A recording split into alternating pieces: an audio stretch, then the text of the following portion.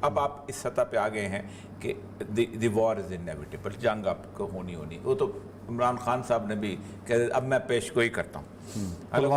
Pulwama type کا مطلب یہ ہے کہ آپ پہ الزام آئے گا اور آپ پہ جنگ ہوگی. جنگیں جو ہیں نا دنیا پوری میں بڑی چھان بات پہ وقار کے لیے لڑی جاتی ہے, اور دوسرا جنگ لڑی جاتی ہے کسی آئیڈیالوجی کے پیچھے. پاکستان کے ساتھ یہ ظلم ہوا ہے گزشتہ تقریباً کوئی 15 سال سے کہ پاکستان سے اس کی بنیادی آئیڈیالوجی کی بنیاد پر ان سے لڑنا چھین لیا گیا. جہاد کا لفظ 2001 کے بعد پاکستان میں گالی بنا دیا گیا, صرف اس لیے کہ اللہ تبارک و تعالیٰ نے مجھ پہ جہاد فرض کیا ہے ان لوگوں کے لیے کہ ہمارے ساتھ کلمہ طیبہ اور کوئی تعلق نہیں ہے. میرے دل کیوں جو مجبور آج آپ کھڑے ہو کے کہیں کہ ہم جناب ناگالینڈ کی آزادی کے لیے, میں دیکھتا ہوں پاکستان میں کتنے لوگ آپ کا ساتھ جائیں گے. تو ایک تو یہ ہے کہ آپ کو اس لفظ کو دوبارہ عام کرنا پڑے گا, کیونکہ یہ نیشن سٹیٹ کی جنگ کبھی نہیں ہوگی جو جیت. کیسے عام کریں اور یہ صاحب ایف اے ٹی ایف کی سر تلوار آپ کے سر پہ رکھی ہوئی. میں آپ کو بتاتا ہوں وقت وہ آنے والا ہے, اور یہ لکھ لیں. میری ہماری پیشگوئی کے اوپر عمران خان صاحب پیشگوئی تو کر دی, جنگ ہو جائے گی, یہ بھی کرنی پڑے گی. ہم لڑتے ہو تیار نہ کرے تو میرے منہ پہ تھوک دیجئے گا. آپ کو کہنا پڑے گا, کس لیے کہ آپ ترانہ کیا چلاتے ہو. سر میرا خیال ہے کہنے کی بھی ضرورت نہیں, کہنے کی بھی ضرورت نہیں, ہر بندہ اٹھے گا, ہر بندہ اٹھے. اس کی وجہ یہ ہے کہ آپ جب تک جذبہ شہادت, شوق شہادت اور اس کے ساتھ ساتھ جہاد کے تصور اور سید الانبیاء صلی اللہ علیہ وسلم کی بشارت اور سید الانبیاء صلی اللہ علیہ وسلم کی قیامت کے دن شفاعت کے تصور کو عام نہیں کریں گے, لوگ نہیں لڑیں. کیوں, کون اپنا برانڈ روڈ کا کاروبار چھوڑے گا؟ کون چاہے گا کہ اس کا رات کو بریک آؤٹ ہو جائے اور اس کے اوپر بم گرے؟ وہ کہیں گے ٹھیک ہے انڈیا بھی ہماری طرح ہے, وہ لوگ بھی آلو گوشت کھاتے ہیں, ہم بھی آلو گوشت کھاتے ہیں, پھر تو آلو گوشت والے آ جائیں گے نا دنیا کے اندر. ایک چیز آپ کو آج سے اس کو طے کرنا پڑے گا کہ یہ جو جنگ ہے, اس جنگ کی آپ کی بنیاد آپ کو ٹھیک کرنی پڑے گی. اور اگر جنگ چھڑ گئی جو کہ انیویٹیبل ہے, 1 مہینے بعد چھڑے, 2 مہینے بعد چھڑے, 4 مہینے بعد چھڑے, جنگ ایویٹیبل ہے. اس جنگ کے بعد آپ کو کوئی اور راستہ باقی بچے گا نہیں لوگوں کو اکٹھا کرنے کے لیے. کشمیریوں کو کس نے اکٹھا کیا انڈیا کے خلاف؟ زمین نے. زمین کی جنگیں تو اور بہت ہو رہی ہیں. کشمیری جو جہاں جان دے رہے ہیں, جو کلمہ طیبہ کی پٹیاں سر پہ باندھ کے چل رہے ہیں, جو پاکستان سے رشتہ کا لا الہ الا اللہ پکارتے ہیں, کچھ جو سارے وہ خالص اس لیے کہتے ہیں کہ بنیادی طور پر وہ ایک دوسرے مذہب کو ماننے والے ہیں. کشمیریوں پر ظلم کیوں ہو رہا ہے؟ کیا کشمیری مختلف ہیں؟ کیا کشمیری وہ زبان نہیں بولتے جو انڈیا کے اندر زبان بولی جاتی ہے؟ کشمیر کیا ان کی بیک بون نہیں ہے اکانومی کی, ان کی ساری شالیں, ان کی باقی چیزیں, کیا کچھ نہیں وہاں سے چلتا؟ کشمیری کیا ان کے لیے ایک سوئٹزرلینڈ کی طرح کی جگہ نہیں ہے جہاں لوگ آ کے آتے ہیں؟ تو پھر کیا وہ کوئی اور فرق نہیں ہے ایک انڈینز کے اندر, ایک کشمیری کے اندر, سوائے اس کے کہ وہ کلمہ طیبہ پڑھتے ہیں, لا الہ الا اللہ محمد رسول اللہ کہتے ہیں. یہی ایک فرق ہے. اسی لیے وہ مار کر رہے ہیں, اسی لیے وہ ظلم برداشت کر رہے ہیں, اسی لیے ان کی ڈیموگرافی چینج ہو رہی ہے. ڈیموگرافی جو ہے ہو سکتا ہے, آپ مجھے یہ بتائیے کہ جو انوپم کھیر کیوں کہتا ہے کہ میں واپس کشمیر جاؤں گا؟ وہ ڈیموگرافی کیا کشمیری کی ہے؟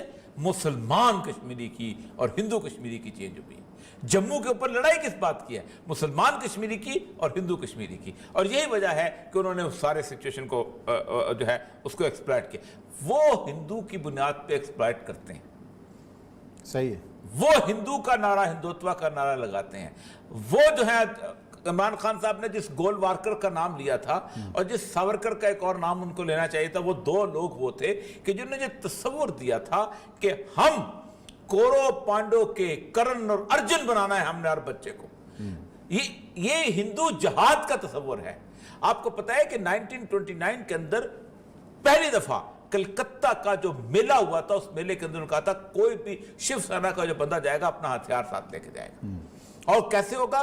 جیسے وہ پرانا وہ تیر تلوار والا وہ اس کا تصور تھا نا, وہ جو رتھ پہ بیٹھا ہوا, آگے پیچھے گوپیاں, وہ بیچ میں کنیا والی جو بات ہے, وہ کیا نام تھا, کنیا کا جو وہ تلوار باندھ کے اور رتھ لگا ہوا, اور وہ پورا کورو پانڈو, وہ تصور دیا گیا تھا.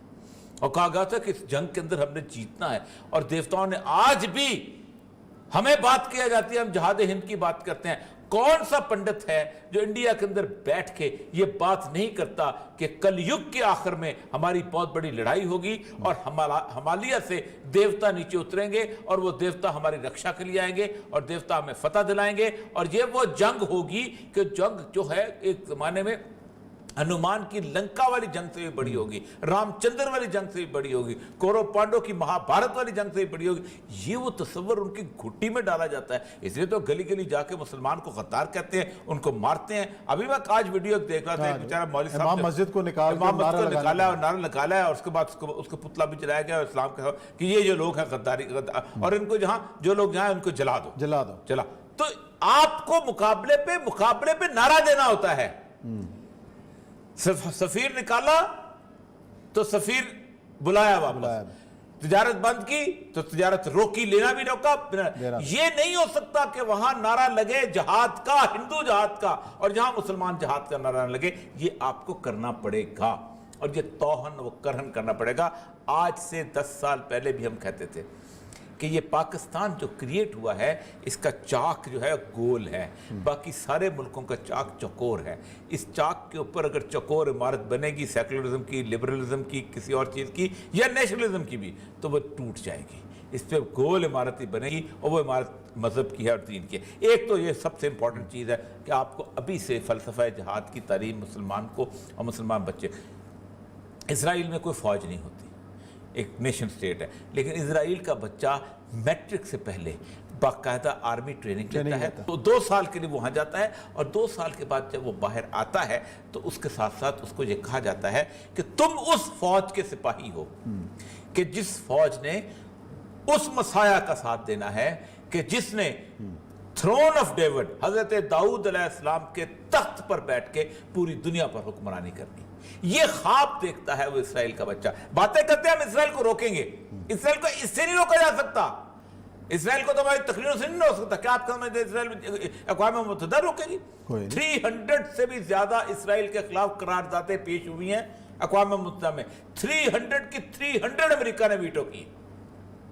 इतनी अच्छी बात की ही नहीं जा सकती, और इससे ज्यादा बेहतर अंदाज में इमरान खान साहब के दिमाग शरीफ में बात नहीं पहुंचाई जा सकती। उनके दिमाग में ये चीज़ आ चुकी है कि बुनियादी तौर पर पाकिस्तान के अंदर सारे जाहिल बश, पाकिस्तान के अंदर कोई इस काबिल नहीं है कि जो उनको अच्छा मशवरा दे सके। पार्लियामेंट जो हलाकी है, और सिर्फ वो शख्स जिसने ऑक्सफोर्ड में और कैम्ब्रिज में कहाँ तालीम हासिल की है, जिसको पाकिस्तान के बारे में ज़ीरो इल्म नहीं हुआ है, वो जो है अगर आप उनके साथ बैठ के गुफ्तगू करते हैं तो एक एक्सपर्ट। इमरान खान साहब एनजीओ कल्चर से निकला हो, उनका एनजीओ कल्चर ने घेर लिया हुआ है ये पार्लियामेंट से। और सबसे बड़ी बात है, होता क्या है, आप पब्लिक रिप्रेजेंटेटिव ये जितने भी लोग हैं, ओके ठीक है, गलत भी आए हैं, सही भी आए हैं, लेकिन एक सेगमेंट ऑफ सोसाइटी को रिप्रेजेंट करते हैं। सही बात। हम जब जिस वक्त कम्युनिटी डेवलपमेंट का सब्जेक्ट पढ़ रहे थे, तो उसमें एक चैप्टर होता है गेटवेज ऑफ द कम्युनिटी, कि किसी भी माशरे के दरवाजे कौन से हैं।